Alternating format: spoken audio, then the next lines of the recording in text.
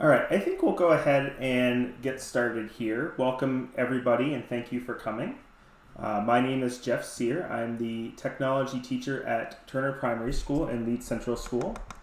And this session tonight is going to be about how to seesaw with your children at home. So one of the things that I've definitely been hearing a lot of is that folks need some help as far as figuring out some of this distance learning stuff, and I'm here to help be a resource. So let's hope that everything works out. So tonight we're going to talk about Seesaw apps and login info. I know that that's a question I've gotten a lot. Is how do students access Seesaw, and then how do parents access Seesaw, and how is that different? So we're definitely going to talk about that.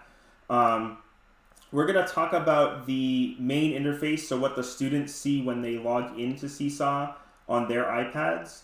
We're going to talk about adding artifacts to the journal. So the journal is just the place where all of their work shows up. We're going to talk about how we add stuff. We're going to talk about accessing assignments, which a lot of your teachers will be using to basically assign work that they'd like to see done at home. So we'll talk about how to find those. And then we're also going to talk about Seesaw for Families. I forgot to put that in the slideshow, but we're going to talk about this aspect of Seesaw and how you as parents will access it. So that is our agenda, and like I said, we'll pause for questions as we go along if you have any, and let's go ahead and dive right in. So we'll address that very first question about there are two Seesaw apps, and so this is where I think a lot of people are getting tripped up. So there's Seesaw Class. That is what the students use. So it's already installed on their iPads, so there shouldn't be a need to download it onto a different device or anything like that. I think at this point I've checked in with just about all of the classes, and I think we have Seesaw installed on all of them. I don't think there are any that are missing at the moment. So this will be installed on your child's iPad already. And I have my iPad up here for you to see. And Seesaw is right at the bottom. Right here, it's the second iPad on this bottom part of the screen called the dock. And that's how your child will access Seesaw. Then there's also Seesaw for Families. So this is the app that you would use to see what your children are doing. Now, you can certainly look at what they're doing with their class app on their own iPads, because Seesaw was originally designed for stuff that kids were doing at school that you wouldn't see because the devices don't go home. But you'd be able to use the family app to see those. But you can use this to stay caught up with what your kids are working on. I know that teachers are posting a lot of things at school, so any messages that they send you will also be accessed through the family app. And so this would be something that you download from the App Store or access on the web on a personal device. And on the web, if you're not using a mobile device, if you go to app, actually, I'm going to do this here. If you go to app.seesaw.me, which I'll also put in the chat. So this is where if your students were logging in, they would press I'm a student. But again, with their iPads, they shouldn't need to. But you could log in saying I'm a family member, and then you'd be able to log in there. So I think all of your teachers at this point have sent home information about how to access Seesaw from the family side, either through email or through a login sheet. So once you have your account, if you don't already, you can access this way. And we'll talk more about that again in a little bit. So just wanted to kind of go over that real quick, because I know this is where there's a lot of confusion that on mobile devices, there are two separate apps. There's Seesaw Class, which is what the students use on their iPads, and then there's Seesaw Family, which will be used by you and accessed on one of your personal device. Seesaw Family isn't going to be on the students' iPads. But if I pull up my Seesaw class app, and here we are right here. So if your child isn't already logged in, which they should be because we've worked on getting them logged in at school, so they shouldn't have to log in every time, but just in case something happens where they get logged out, you would see a screen that looks like this. There are two blue buttons. One says I'm a teacher, one says I'm a student. The one that says I'm a student has the two faces on it, and you would just press on I'm a student, and that's actually going to pop your camera on. And that's the point at which we use a QR code. And so I think most of your teachers at this point should have sent home a sheet that looks like this. It'll have your child's name on it, followed by home learning code, and then they can scan this QR code with their camera, and then that will get them logged into Seesaw. So we'll do that right now. I'm just going to go ahead and scan it. It happens pretty quickly, and then they get logged in. I always turn on the notifications just because if their teacher assigns an activity or sends them a message or something like that, turning on the notifications will let them see that. So I press notify me, and then should be all set with that. So once we get here, we're in your child's journal, and again, the journal is just the place where everything is, all the work that the students are doing shows up, where it all gets added. I'll pull up my slideshow really quick just to go over a couple of the really important parts of the screen. So first of all, right here, this is the name of the class. In this case, this is one of my classes called CS2 Thistle. So you'll always see the class name right here. You'll also always see the class icon right above. And as we've talked about with your children, the reason why that's really important is because not just your classroom teacher, but also many of your specialists are also using Seesaw. So we want to make sure that students know how to switch classrooms to go from one to the other and understand which class they're in with the icon right there. So each class has their own picture, and that's how we can tell which one we're in and which one we're supposed to be in. We also have on, just under that, we have 3 sections that students will navigate. So the first one here is the journal, which we're in right now.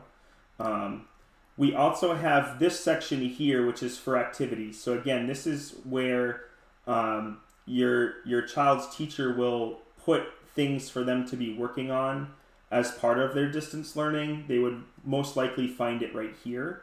And then there's inbox. So if their teacher sends them a message, it would show up in here. And anytime we see a little red circle with a number in it, that just means that there's something here that the child hasn't seen yet. So it's a little notification for them, a little indicator that they can just go right here and there's something new for them to check out. Same thing for inbox. So those are the 3 parts of Seesaw that your kids will need to know about and you will need to know about. And then that last piece is about switching classes. So when you log in with your child's login code, that QR code right here, this logs you into all of the classes that your child has been added to by your classroom teacher, specialists, all that kind of stuff. So in this case, we want to make sure that we know how to switch classes. So I have this little graphic here that you would click on the student's name in the top left corner, and then that brings up a little sidebar right here where you can see all those classes. So we'll do one right here as an example too. Right here, so here's the student's name right there, and I can just press on that in the top left corner, and then like I said, there's that sidebar that pops out, and here you'll see that these are the classes that this test student has been added to. So there's the CS class with the robot, and then there's test class, which I haven't set a picture for, so it's just the initials TC.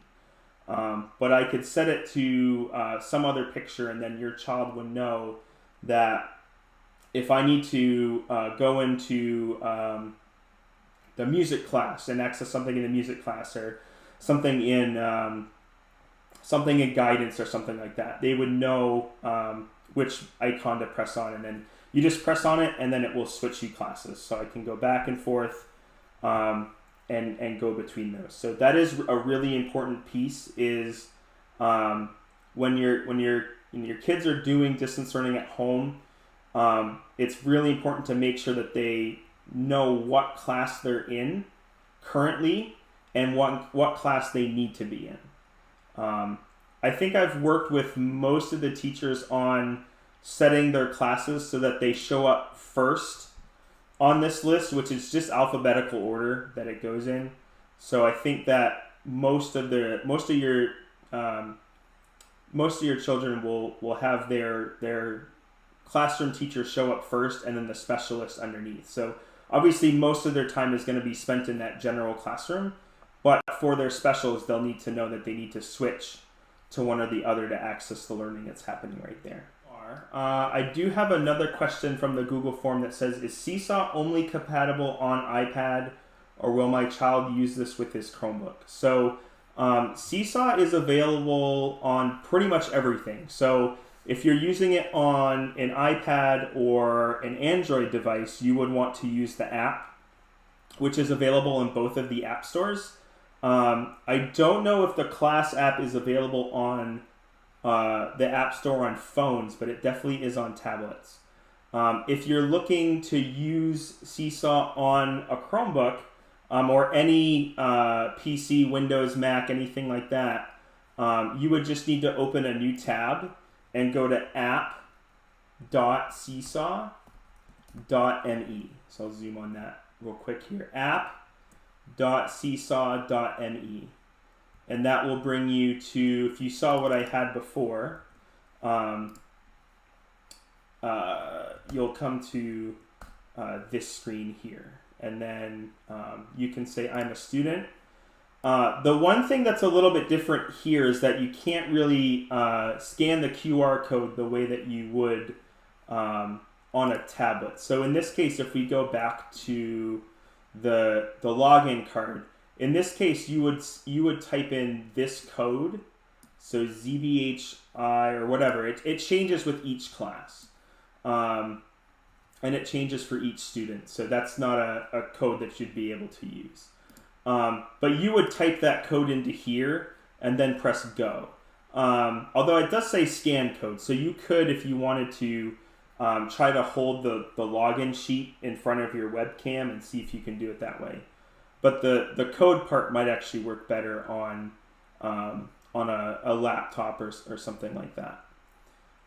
So for the most part, Seesaw is accessible pretty much anywhere that you can get an internet connection, which is really neat.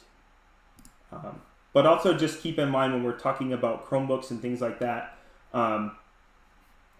the Seesaw is only being used from pre-K to grade 2, which those students all have iPads. So grades 3 and up are using Google Classroom on their Chromebooks. So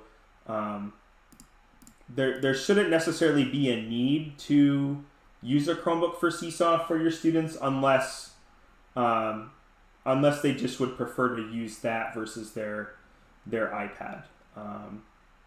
So just wanted to kind of clarify that too. So the next thing that we were going to talk about is adding artifacts to the journal. So let's go ahead and go over that right now. So anytime that you need to add something to your journal, the easiest way to do it is right through this add button right here. Pretty much anything that you would need to add, you can do through here. Except for if you were doing an activity, which we'll talk about in a little bit. But if we were just trying to upload something into our journal, like a picture or something, this is where you would go, right here. And so I'm just going to press that. And then these are all of the ways that we can add things to our journal for our teachers to see. And as we told your students at school, we're really only focusing on these top three. So photo, drawing, and video. Sometimes we might use Note, but I'm not sure that we're ever really going to be uploading files that come from a different app or something like that. And probably not anything of links either. Most of our work is going to be done within these three platforms right here. So we're actually going to go through each one of those. So you'll have a sense of how this will actually work. So we'll go through. I always like to start with drawing because to me that's probably the most simple. And so you just press on the pencil, and then this brings up this screen right here, which again, if you're using this on a different device like an Android tablet or on a PC, this sort of palette looks exactly the same no matter what device you're using, which is very nice. But when it comes to drawing, all of your tools are at the bottom.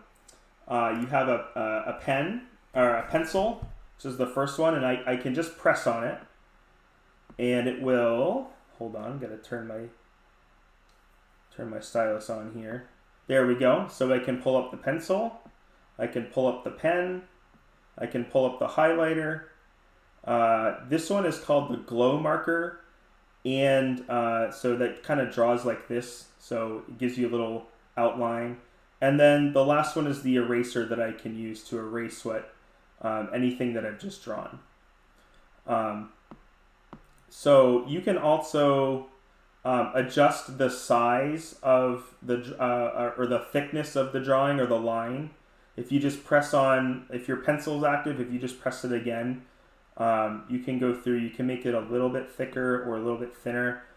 We didn't really spend any time talking with the kids about these. I don't know that they really need to know how to do that. Generally, if they're looking to write something in a little bit thicker, the best thing to do would really just be to use the pen. The pen is just kind of naturally a thicker utensil to write in than the pencil tool is. So there's also the highlight and then the glow. So the other thing that's really cool with Seesaw is once you decide which tool you want to use, then you can also decide the color. So on the right is the color palette, and all you really need to do is just take with your finger or a stylus and just kind of move it up and down the color palette, and there's this little circle in the middle that shows you kind of what color you're going to be writing in. And so I can just kind of move up and down and find the color I want, and then I can start drawing in that color. So I know that a lot of students really like the fact that they can draw in different colors, but as part of their assignment, one of their assignments, they may actually need to do things in different colors to indicate different things. So that's the drawing tool. I'm not going to submit this, so I'm just going to hit the trash can in the top left.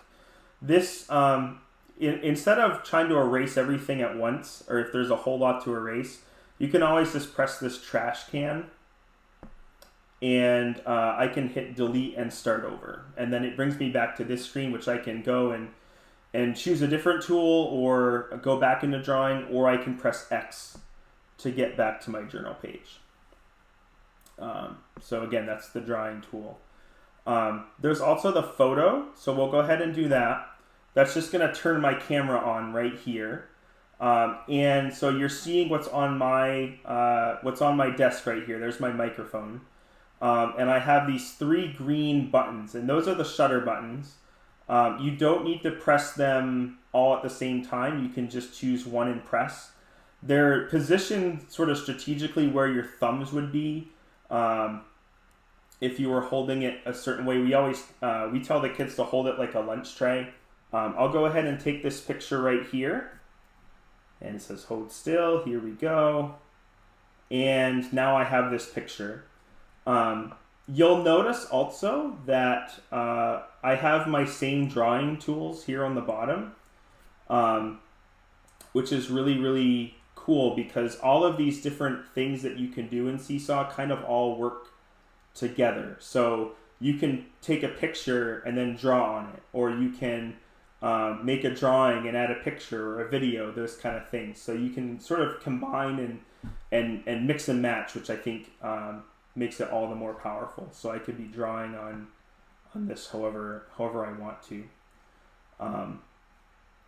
Some other tools while we're here, again, these show up pretty much on everything. So this T right here is the type tool. So I can press that and it will just give me a text box, and I can just use my keyboard to type something in here. And then I can just press on it to move it around.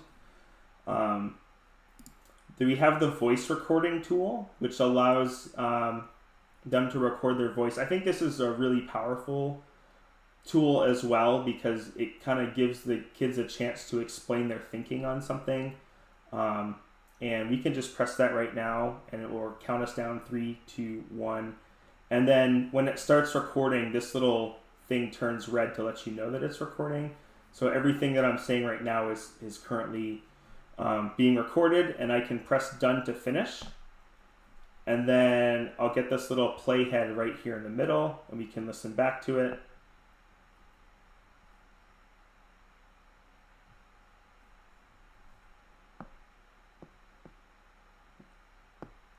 Okay, which I don't want to keep the recording, so I'm going to press this undo button to go back. Let's do, there we go. Right where the camera is, so there's more chances for us to add stuff. We can actually add pictures on top of pictures or video on top of pictures through either one of those. So I can go ahead and add another photo here. We'll take a picture of something else. Let's see, get the robot I made this afternoon. Take a picture of that. And now you'll see that this is also now in my journal entry and that kind of stuff. We haven't really gone in depth with students about kind of layering on things like this. I'm sure as we go along we might do that, but at this point most of your children should know the basics of the drawing tool and the picture tool, and as well as some of them might know about being able to record their voice. But we're trying to pick up one skill at a time as we move along, and I know that your teachers are working really hard on that.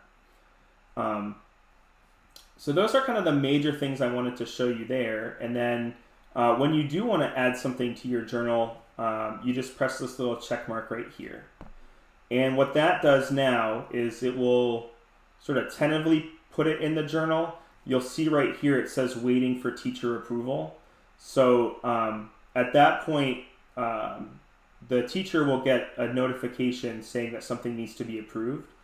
And then once they approve it, that's when it becomes a part of their journal, and that would also be the point at which you would get a notification in the Families app that that your child has added something into their journal.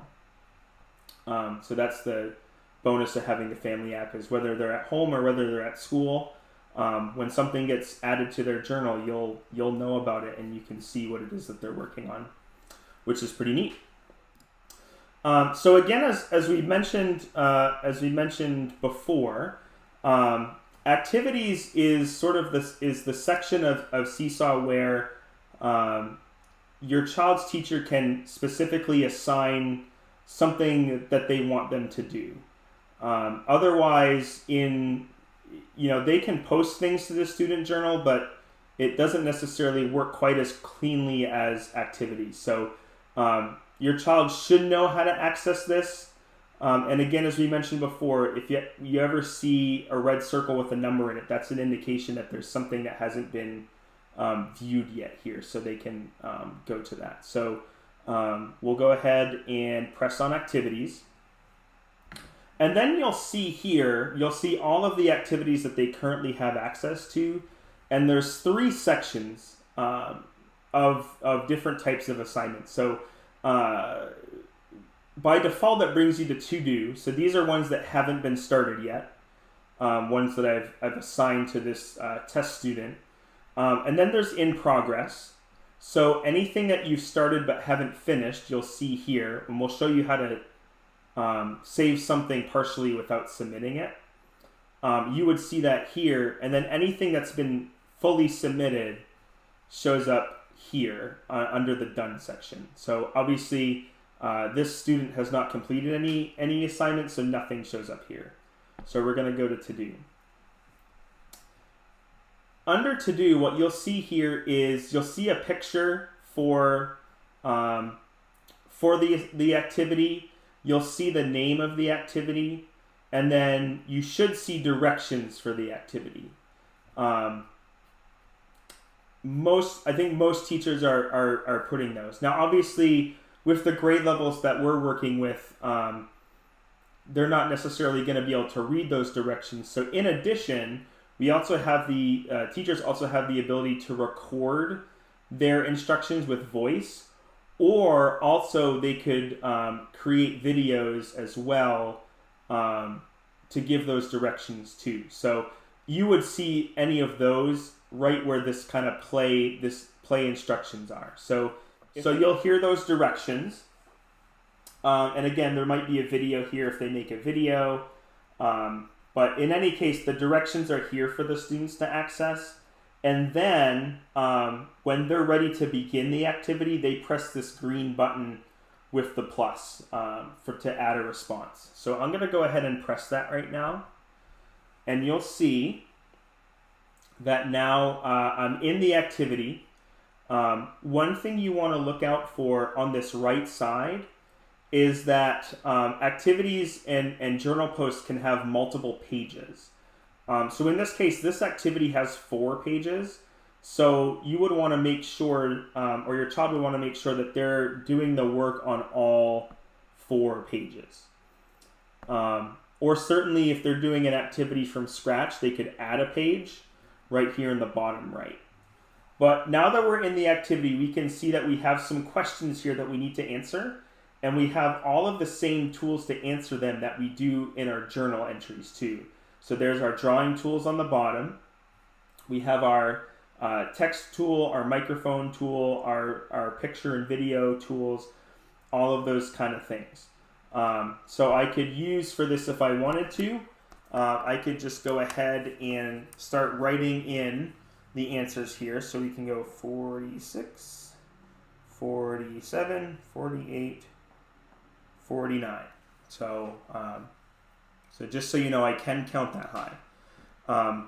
There also might be times where there might be a text box here. So if I go ahead and just put a text box right there, your child might see that there's like a blank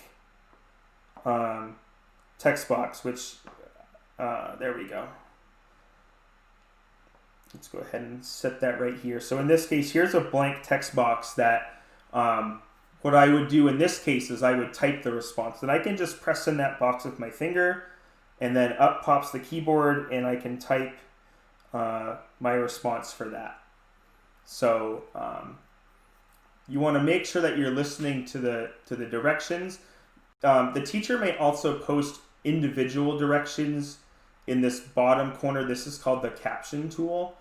And in that case, what they may be reading the directions for each question, so they'll know what those are. So there's lots of ways for your child to basically make sure that they're understanding what they're supposed to do. So there's page 1. I could keep filling that out if I wanted to.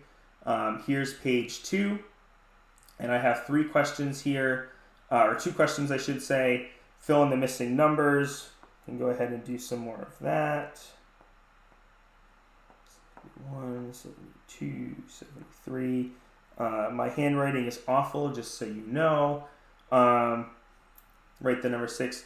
Explain how you knew where to write the number. So in this case, this may be one where you're actually allowed to, or your child's teacher wants them to record their voice explaining. So that's where we could use the microphone tool to do that. So I can go ahead and press that. 3, 2, 1.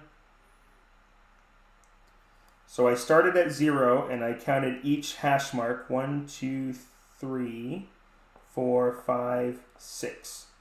So once I counted to 6, that's where I put 6 on my number line. And I'll press done. and then I'll have that little playhead here to listen back. So again, if your child starts a recording and they don't like how it came out, they can always just press this undo button, and then they can try re-recording again. Or actually, I think they can just press the record button right there. So here, so it will allow you to re-record or start a new recording, which I think kind of is sort of the same thing. But in that case, once they've recorded it, it's not necessarily final. They can do it over again if they want.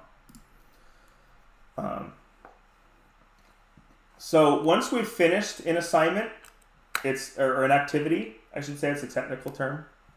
We have that same green check mark up here in the top right corner, and I just press it, and it marks the activity as done, and then adds it to their journal so that their teacher can see it and review it. Next to the green check mark, there's also this draft button. And that's where, so like I said, I've only done the first 2 pages, but I'm not going to finish the activity for the moment. So here's where I can just press this draft button, and it will just kind of save my work as it's happened so far. You'll see here now it says draft visible to you and your teacher. I can press the edit button right here to go back and continue the activity, or if I go to the activities tab, I'll see, here we go, that I have something that's in progress. And it shows up in both places, under to do and under in progress. So you can start an activity. You don't have to finish it at the same time.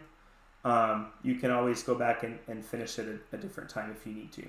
So this is where we start to talk about the family app. So we've spent most of our time talking about the class app that the students are going to access.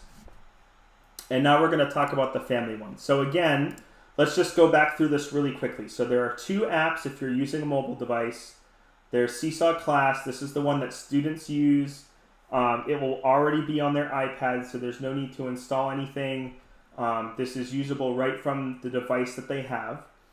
And then there's Seesaw Families. So this is the one that you'll be using, and this is one that you can download from your device's app store, either the Apple App Store or Google Play. And you would do this on your personal device or from the web. Again, you can go to app.seesaw.me and then click on Family Member.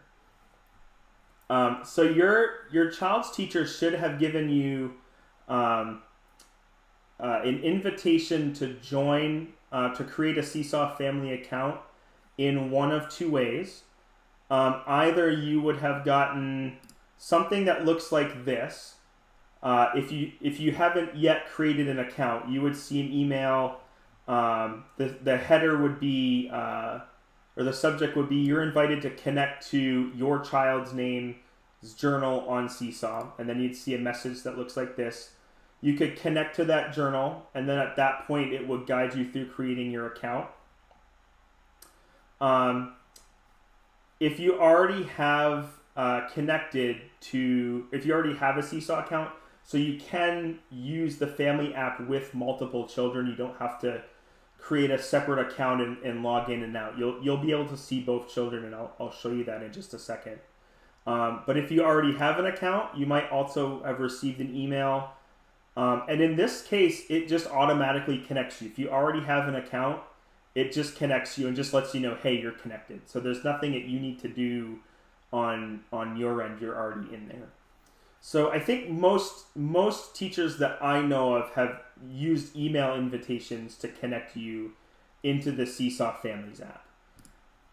Just in case they didn't, the other way that you can add is through a family invite sheet that would look a little bit like this. So again, just like with the student, how there's a QR code that they can use, there's also a QR code to join the family app. And so we're actually going to go through that real quick right now.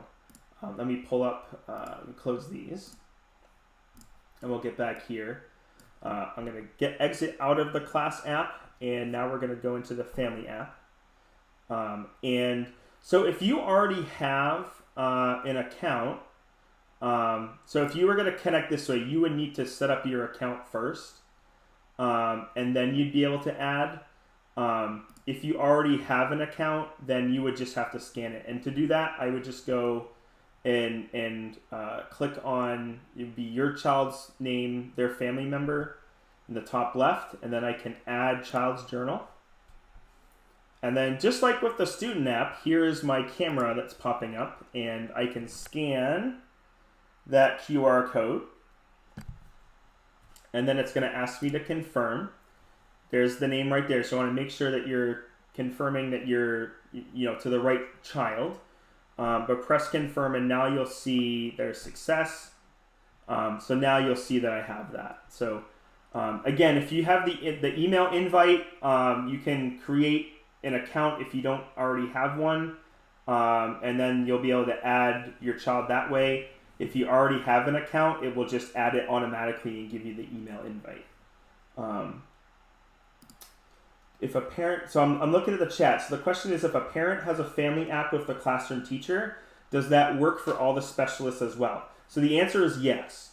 So just like with the student app, where if we go back there real quick, right? If I go here on the student app, you'll see that here are the classes that this student has been added to by the teacher.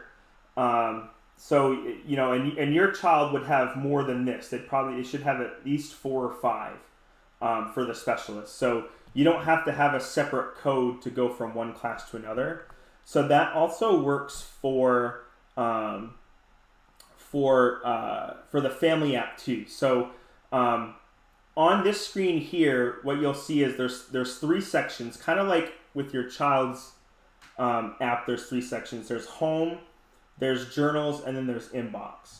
So home is it's basically just an aggregation of your child or children's most recent journal edition. So they show up all in the same place. So if you have 2 children using Seesaw, all of their most recent stuff shows up there together. If you want, and this is for all classes. So if you want to view individually, you can go right here where it says journals. And then you'll see here are the 2 children that are connected to my family's account. Also test and test student. And then when I press on that child, then you'll see that here are the classes. So I can go to test class, or I can go to CS.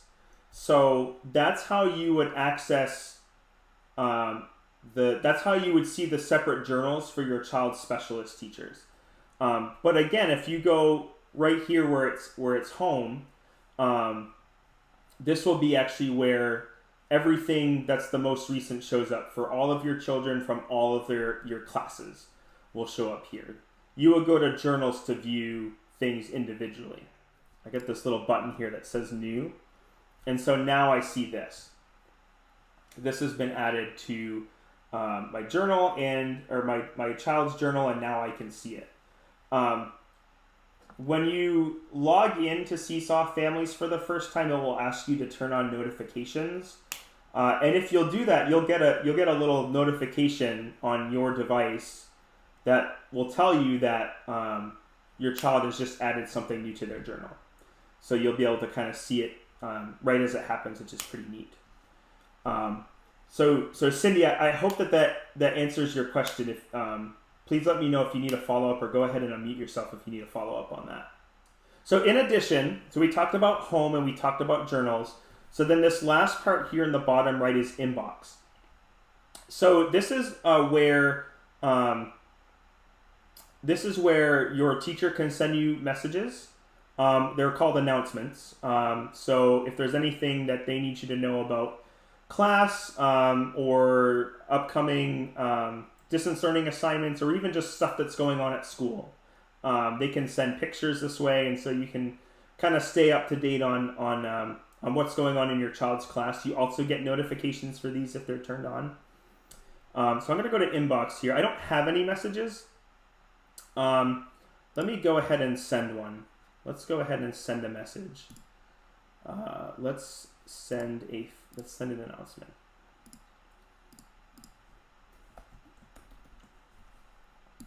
go ahead and do that. And then let's see if it pops up on its own. I may have to refresh here.